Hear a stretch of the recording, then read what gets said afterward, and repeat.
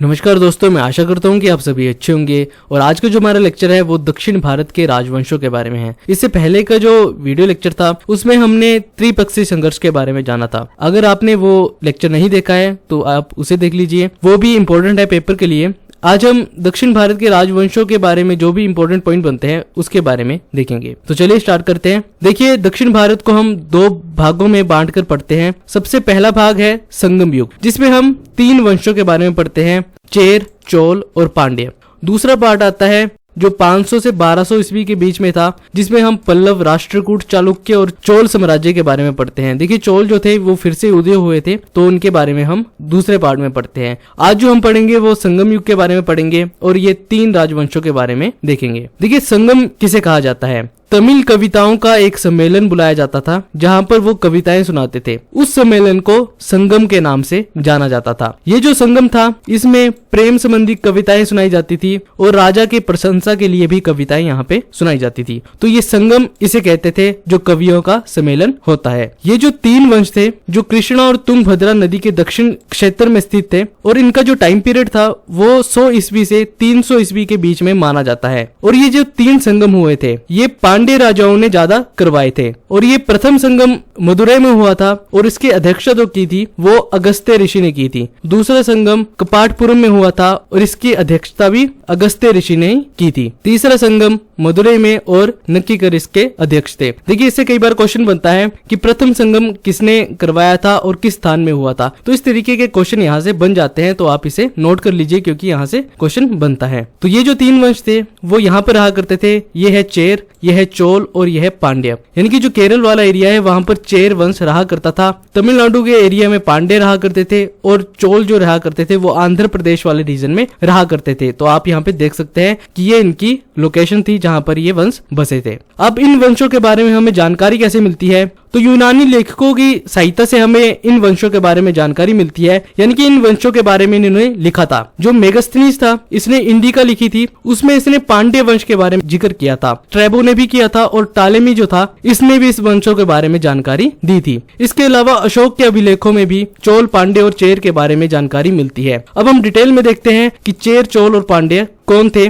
और इनसे कहां से क्वेश्चन बनते हैं। सबसे पहले चेर आते हैं। इनका जो प्रतीक चिन्ह था वो था धनुष्वाण, यानी कि इनके झंडे पर धनुष्वाण का चिन्ह बना होता था। इनका जो एरिया था वो केरल का एरिया था और इसकी राजधानी वज्जी और करूर थी। यानी कि 2 राजधानियां थी। कई बार ये यहाँ पर रहा करते थे और दूसरी राजधानी इन्होंने करूर को भी बना ली थी। पुगलूर शिलालेख में हमें चेर शासकों के 3 पीढ़ियों के बारे में जानकारी मिलती है। तो पुगलूर शिलालेख है जहां से हमें चेर के बारे में जानकारी मिलती है। चेर राजा ने रोमन साम्राज्य से भी व्यापार संबंध बनाए थे, यानी कि रोम से भी ये व्यापार किया करते थे। इनका एक महत्वपूर्ण राजा था सेनगुट्टुवन।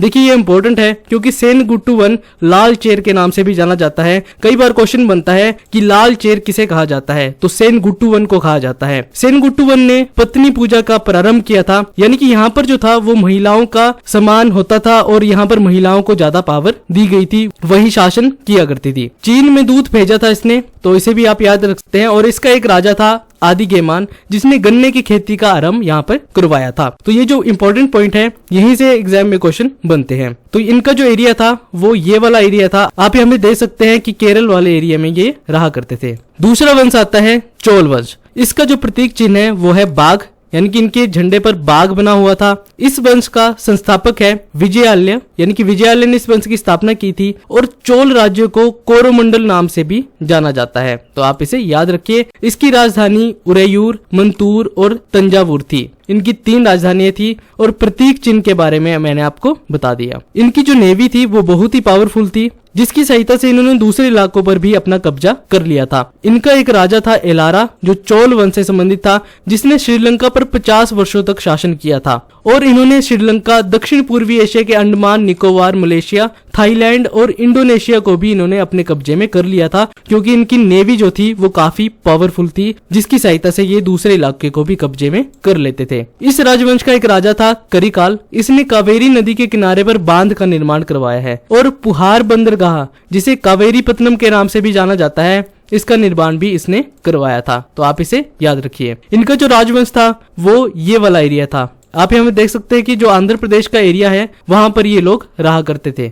तीसरा राजवंश आता है पांड्य। इनका जो प्रतीक चिन्ह था वो था मछली, इनके जो झंडे पर मछली बनी हुई थी और इनकी प्रमुख राजधानी थी मदुरै। देखिए मदुरै से एक और क्वेश्चन बनता है कि त्योहारों का शहर किसे कहा जाता है, यानी कि पांडे लोग जो थे वो बहुत ज्यादा त्योहार मनाते थे, इसलिए त्योहारों का शहर मदुरै को कहा जाता है। तो आप इसे याद रखिए। इन्होंने दक्षिण में अपना राज्य स्थापित किया, यानी कि ये वाला जो एरिया था इनके कंट्रोल में था। आप यहाँ पे देख सकते हैं कि तमिलनाडु का एरिया यहाँ पे इनके कंट्रोल में आ गया था। जो तमिल संगम हुए थे इनका आयोजन जो इन्होंने सबसे ज्यादा करवाया था। तो आप याद रखिए क्योंकि इन्होंने ही तमिल जो कवि थे उनका सम्मेलन यहाँ पे करवाया था, क्योंकि ये त्योहार बहुत मनाते थे। संगम साहित्य के अनुसार हमें ये जानकारी मिलती है कि ये जो था ये काफी धनी राज्य था और समृद्ध था।